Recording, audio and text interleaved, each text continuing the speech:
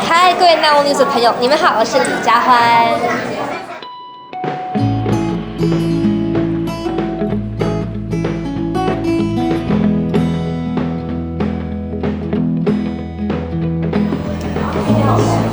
不知道但我目前对于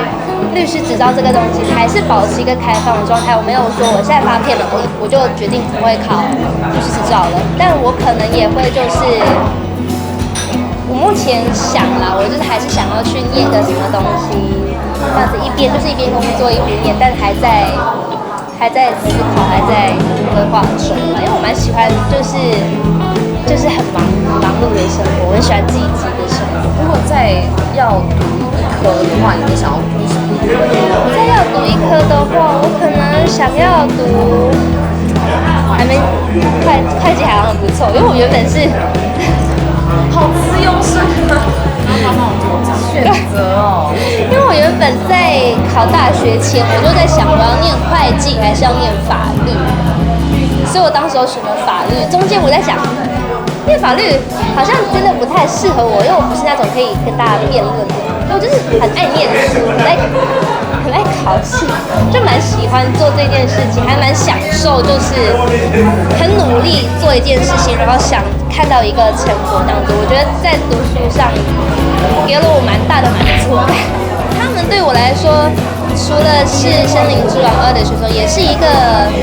很好的，像是竞争者，还是怎么说良性的竞争，就是我觉得会让我警惕我自己，他们让我就是一直要往前进，而不是停留在《森林之王》而已。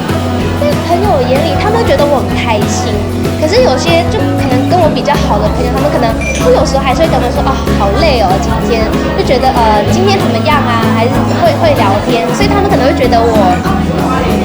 你怎么在那么累的时候还可以表现得那么开心？他们会觉得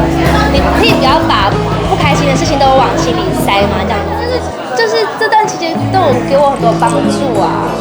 对啊，就是他